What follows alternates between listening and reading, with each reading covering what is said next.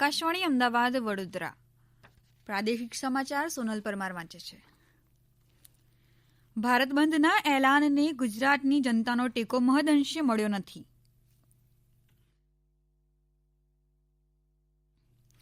તેવા અહેવાલ જિલ્લાવાર પ્રતિનિધિઓ પાસેથી મળી રહ્યા છે. અનેક ગામ શહેરમાં સ્વેચ્છાએ ખુલેલા બજાર બંધ કરાવવા નીકળેલા તત્વો સાથે તંત્રએ કડક હાથે કામ લઈ અનેકની અટકાયત કરી છે. વિરોધ પક્ષના નેતા પરેશ ધાનાણી સહિત કોંગ્રેસના અનેક ધારાસભ્યોની અટકાયત કરવામાં આવી છે. વડોદરા શહેર અને જિલ્લામાં બંધને મિશ્ર પ્રતિસાદ મળ્યો હોવાનું અમારા પ્રતિનિધિ જણાવે છે. વડોદરામાં વેપારી મંડળોએ બજારો ખુલ્લા રાખવાનું નક્કી કર્યું હતું, પરંતુ કોંગ્રેસના કાર્યકરોએ હાઈવે ઉપર ટ્રાફિક જામ કરવાના પ્રયત્નો કરતા પોલીસે તેમની અટકાયત કરી હતી. રાજકોટમાં બજાર બંધ કરાવવા માટે અરાજકતા ફેલાવી શકે તેવા તત્વોને પોલીસે વહેલી સવારથી જ અટકાયતમાં લઈ ઘર્ષણ ટાળ્યું હતું. સુરતમાં હીરા અને ટેક્સટાઇલ બજાર બંધ કરાવવા માટેની કોશિશ કોંગ્રેસના કાર્યકરોએ કરી હતી, પરંતુ પોલીસ ટુકડીએ સમયસૂચકતા વાપરી આગેવાન તથા કાર્યકરોને પકડી લીધા હતા.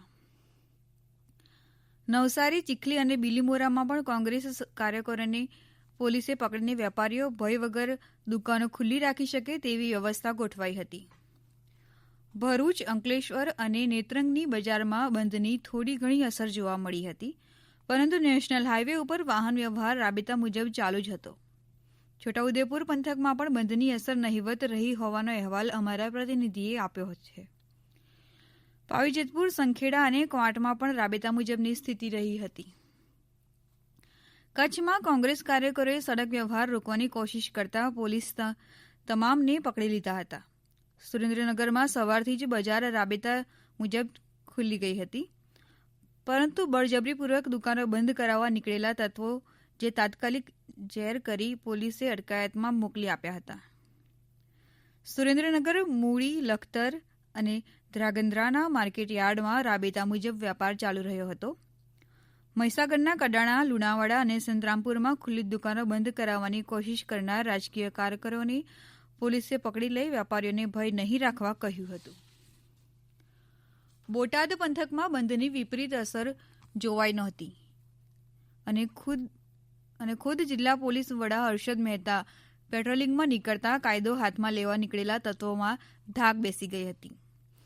બોટાદમાં દૂધ અને શાકભાજીનો જથ્થાબંધ તથા છૂટક વેપાર રાબેતા મુજબ ચાલુ રહ્યો હોવાનું અમારા પ્રતિનિધિ જણાવે છે.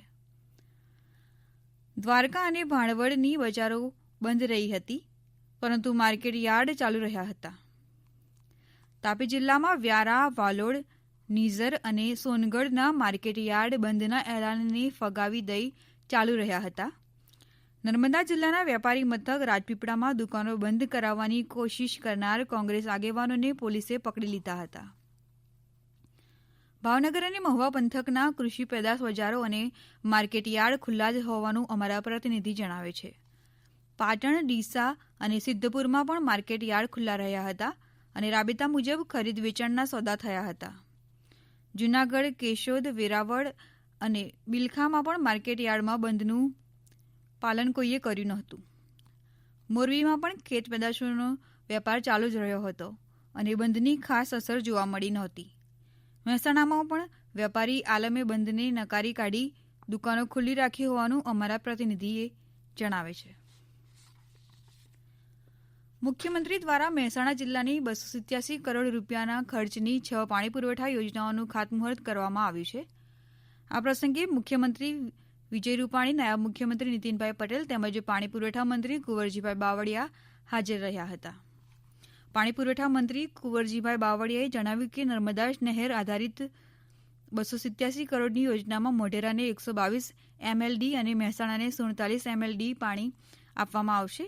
મોઢેરા ખાતે 3 પ્રોજેક્ટ છે. મોઢેરાથી કમાલપુર 16 કિલોમીટર, કમાલપુરથી વાલમ 24 કિલોમીટર અને વિસનગર શહેરના 54 ગામોને 126 કિલોમીટરનું પાણીનું વિતરણ કરવામાં આવશે. મુખ્યમંત્રી વિજય રૂપાણીએ જણાવ્યું કે સરકારે 2,10,000ના બજેટને મંજૂરી આપેલ છે.